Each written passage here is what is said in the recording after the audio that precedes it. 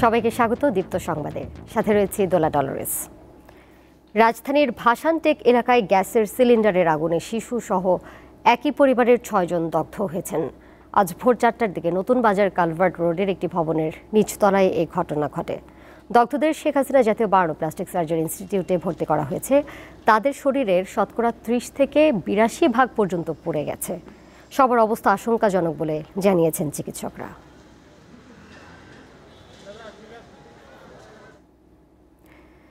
ঈদে অধিকাংশ মানুষ ঘরমুখ হলেও পেশাগত দায়িত্ব আর জীবিকার তাগিদে কিছু মানুষকে ঈদ করতে হয়েছে কর্মস্থলে। কাজের মাঝেই আনন্দ খোঁজেন এসব পেশাজীবী। দায়িত্ব যখন বড় হয় তখন নিজের আনন্দ তুচ্ছ কিছু পেশার মানুষের কাছে। ঈদের দিনও কর্মস্থলে সময় দিতে হয় এসব পেশাজীবীকে। শেকড়ের টানে বাড়ি ফেরা নিশ্চিত করতে গত কয়েকদিন ধরে দায়িত্বে বাধা পড়েছেন পুলিশ সদস্যরা। এখনো মানুষের সেবায় কর্মব্যস্ততায় কাটছে দিন। মানুষের যখন নিরাপত্তা নিশ্চিত করতে পারি তখন ভালো লাগাও কাজ করে, তো ত্যাগের মধ্যেও কিছুটা সুখ অনুভব করি। হাসপাতালে চিকিৎসক সহ গুরুত্বপূর্ণ দায়িত্বে থাকা মানুষগুলোকেও থাকতে হচ্ছে কর্মস্থলে। তথ্যসেবা নিশ্চিত করতে গণমাধ্যম কর্মীদের ঈদ আনন্দ ভাগাভাগি করতে হয় প্রতিষ্ঠানের সহকর্মীদের সঙ্গে। আমরা যেহেতু সংবাদকর্মী, আমাদের মানুষের জন্য সংবাদ তুলে নিয়ে আসতে হবে, মানুষের জন্য কাজ করতে হবে, আমরা সেই কাজটাই করছি। মা বাবা ভাই বোন তারা যেমন আমার পরিবার, আমার কর্মস্থলও কিন্তু আমার পরিবার।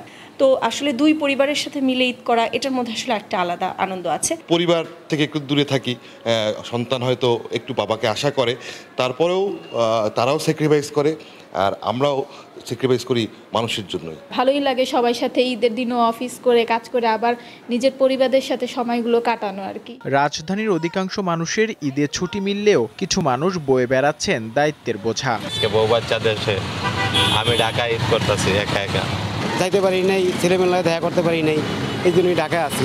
বাড়ি এখন টাকা পয়সা যাওয়ার পারি, টাকা পয়সা কামাই হয় নাই, রোজগার করে পাই নাই। গ্লানি ও কষ্ট মুছে ঈদের আনন্দ ছড়িয়ে যাক সবার মাঝে, এমনটাই প্রত্যাশা সবার।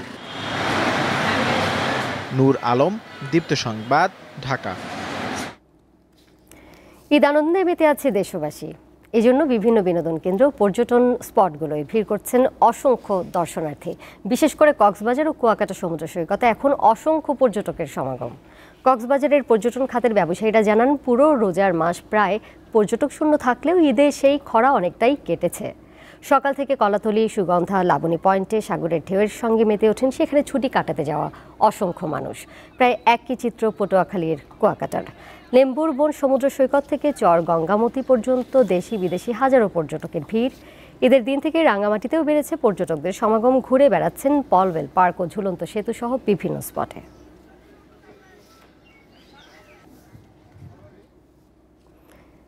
নদীতে ফুল ভাসানোর মধ্য দিয়ে বান্দরবানে চাকমা ও তঞ্চঙ্গাদের শুরু হয়েছে বৈশাখী উৎসব। সকালে দেবী গঙ্গার আরাধনা হিসেবে সাঙ্গু নদীতে ফুল ভাসিয়ে বৈশাখীর সূচনা করা হয়। পার্বত্য এলাকায় বসবাসরত ক্ষুদ্র নৃগোষ্ঠীদের সবচেয়ে বড় সামাজিক উৎসব বৈশাখী।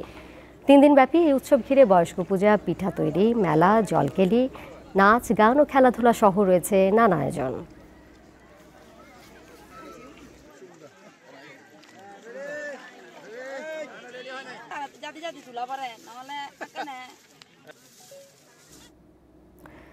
চট্টগ্রামের মজ্জারটেক এলাকায় সালম ভেজিটেবল অয়েল কারখানায় অগ্নিকাণ্ডের ঘটনা ঘটেছে।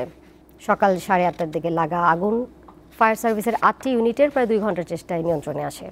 কারখানার কোন অংশে কিভাবে আগুন লেগেছে তা তাৎক্ষণিকভাবে জানা যায়নি। ক্ষয়ক্ষতির বিষয়েও বিস্তারিত জানায়নি ফায়ার সার্ভিস। এর আগে গত 4 মার্চ কর্ণফুলী নদীর তীরে এস আলম গ্রুপের চিনি পরিশোধন কারখানার গুদামে অগ্নিকাণ্ডের ঘটনা ঘটে।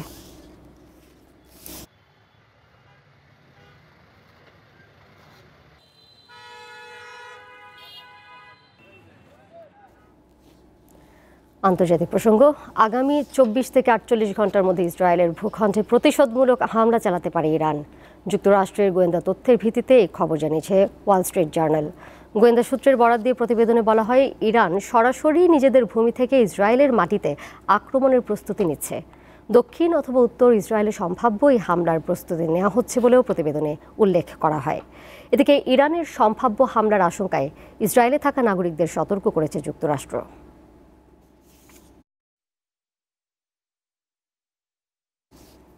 জানিয়ে দেব খেলার খবর। ইউরোপা লিগে আটালান্টার কাছে ৩-০ গোলে হেরেছে ইংলিশ জায়ান্ট লিভারপুল। আরেক ম্যাচে এসি মিলানকে ১-০ গোলে হারিয়েছে রোমা। ওয়েস্ট হ্যামের বিপক্ষে জোড়া গোল ব্যবধানে জিতেছে বায়ার্ন লেভারকুসেন। কোয়ার্টার ফাইনালের প্রথম লেগে আটালান্টার সামনে দাঁড়াতেই পারেনি লিভারপুল। প্রথমার্ধে জিয়ানলুকা স্কামাকার গোলে এগিয়ে যায় আটালান্টা। ইটালিয়ান স্ট্রাইকারের দ্বিতীয় গোলে বিরতির পর ব্যবধান দ্বিগুণ করে তারা। আর ৮৩ মিনিটে অল রেডদের জালে ম্যাচের তৃতীয় গোল করেন মারিও পাসালিক। আরেক ম্যাচে জিয়ানলুকা মানচিনির গোলে এসি মিলানকে সহজেই হারিয়েছে রোমা। আর ওয়েস্ট হ্যামের বিপক্ষে জোড়া গোলের জয় পেতে লিভারকুসেনকে অপেক্ষা করতে হয় ম্যাচের শেষ মিনিট পর্যন্ত। এই ছিল এখনকার মতো। পরের সংবাদ রাত 11টায় দেখার আমন্ত্রণ রইল।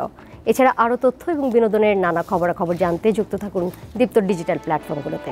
সবাইকে ধন্যবাদ।